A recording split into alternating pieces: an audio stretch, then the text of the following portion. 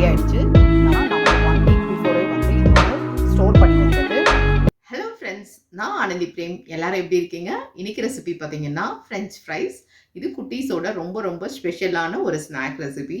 இது நான் எப்படி பண்ணினேன் அப்படிங்கிறத நான் உங்கள் கூட ஷேர் பண்ணுறேன். வாங்க பார்க்கலாம். நம்ம இப்போ பார்த்தீங்கன்னா 2 விதத்தில் ஃப்ரெஞ்ச் ஃப்ரைஸ் பண்ணலாம்.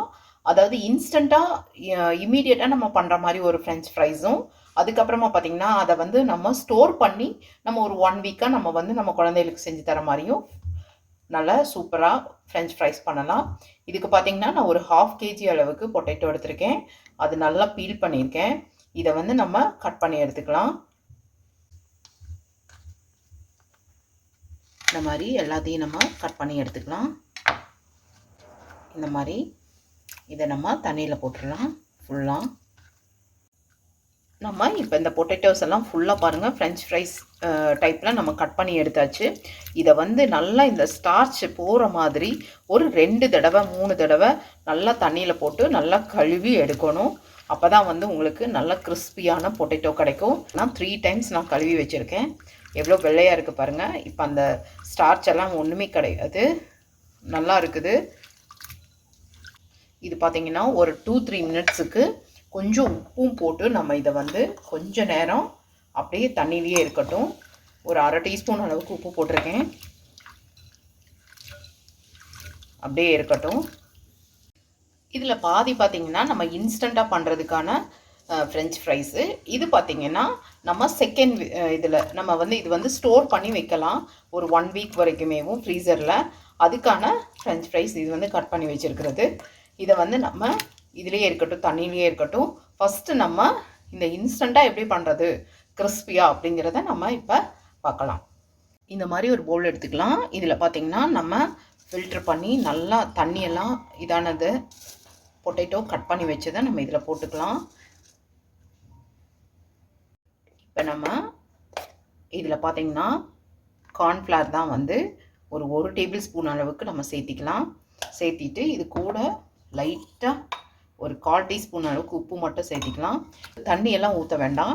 இதை வந்து நம்ம சும்மா இப்படியே பண்ணி வச்சிட்டாலே போதும். அந்த ஈரமாக இருக்கிற அந்த மாய்ஸ்சரிங்லேயே வந்து இந்த கார்ன் வந்து அப்படியே பிடிச்சிக்கும் நமக்கு. இதை வந்து நம்ம இப்போ ஃப்ரை பண்ணி எடுக்கலாம். இது வந்து செகண்ட் மெத்தடு. இதில் பார்த்திங்கன்னா தண்ணி பாயில் பண்ணுறதுக்காக வச்சுருக்கேன். பார்த்திங்கன்னா இந்த தண்ணி நல்லா பபிள்ஸ் வந்துருச்சா நம்ம இதை ஒரு 2 மினிட்ஸ் வேக வச்சாலே போதும். நமக்கு இது வந்து அப்படியே ஆற வச்சுட்டு தண்ணியெல்லாம் ஃபில்ட்ரு பண்ணி ஆற வச்சுட்டு நம்ம வந்து இதை ஒரு கண்டெய்னரில் ஏர்டைட் கண்டெய்னரில் போட்டு வச்சிடலாம். அப்போ வந்து பார்த்திங்கன்னா நமக்கு ஒரு 1 வீக் 2 வீக்ஸ் வரைக்குமே நல்லாயிருக்கும். ஃப்ரீசரில் வைக்கணும்னா இப்போ நம்ம செகண்ட் மெத்தடில் வேக வச்சோம்னா அதோட பதம் பார்த்திங்கன்னா இப்படி உடைச்சா இந்த மாதிரி உடையணும். ஆனால் வந்து வேகவே இல்லை உள்ளெல்லாம். இதுதான் வந்து பதம். இப்படி ஆனால் உடைக்கிற அளவுக்கு இருக்கணும், அவ்வளோதான். இப்போ வந்து நம்ம ஸ்டவ் ஆஃப் பண்ணிடலாம். மாதிரி நம்ம ஃபில்ட்ரு பண்ணி நல்லா இதை வந்து வடிகட்டி எடுத்து வச்சுக்கலாம். இதில் பார்த்திங்கன்னா தண்ணியே இருக்கக்கூடாது. இது வந்து நல்ல ஒரு கிளாத், ஒரு காட்டன் கிளாத் போட்டு அது மேலே இதை போட்டு வைக்கணும். இப்போ வந்து கொஞ்சம் நல்லா ஃபில்ட்ரு ஆகட்டும் தண்ணி. இந்த மாதிரி நம்ம இதை வந்து நல்லா தண்ணியெல்லாம் வந்து உரிகிற மாதிரி ஏதாவது ஒரு காட்டன் டவல்லாம் நம்ம இப்படி போட்டு வச்சிட்டோம் அப்படின்னா, இது ரொம்ப நேரம் ஆச்சு நான் போட்டு வச்சு. இதை வந்து நம்ம இந்த மாதிரி ஒரு ஏர்டைட்டு டப்பர்வேர் டப்பாவோ ஏதோ ஒரு டப்பாவில் நம்ம இதை வந்து சேவ் பண்ணி வச்சுக்கலாம். சேவ் பண்ணி வச்சுட்டு பார்த்திங்கன்னா ஃப்ரீசரில் தான் வைக்கணும் நம்ம. அப்போ தான் வந்து நமக்கு அப்படியே அந்த லைட்டாக அதோட ஐஸ் இருக்கும் பாருங்கள், லைட்டாக மேலாப்பில் அந்த மாதிரி இருக்கும்போதே வந்து நம்ம இதை எண்ணெயில் போட்டு வறுத்து எடுத்தோம் அப்படின்னா சூப்பராக நமக்கு வந்து கிறிஸ்பியாக கிடைக்கும். இது பாருங்கள் நான் போட்டு வச்சாச்சு. இதை வந்து நம்ம ஃப்ரீசரில் வச்சிடலாம்.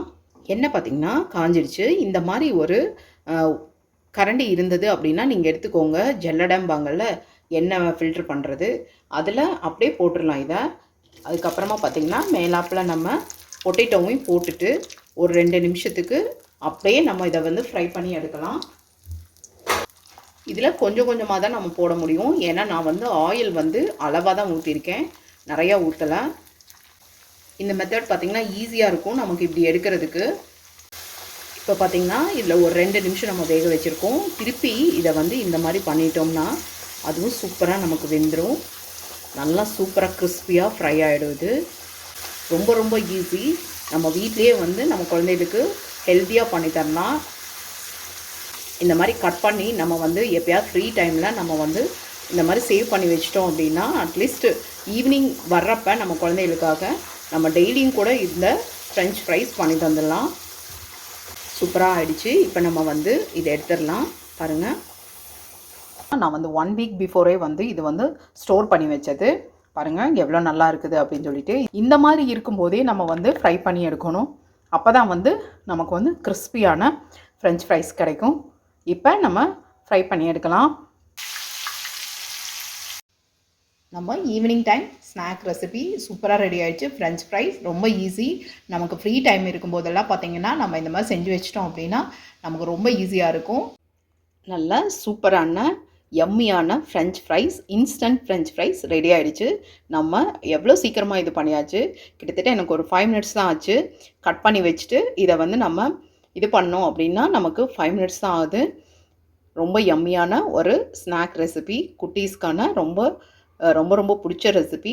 இந்த ரெசிபி பிடிச்சிருந்ததுன்னா கண்டிப்பாக லைக் பண்ணுங்கள், நம்ம சேனலை சப்ஸ்கிரைப் பண்ணுங்கள். தேங்க்ஸ் ஃபார் வாட்சிங்.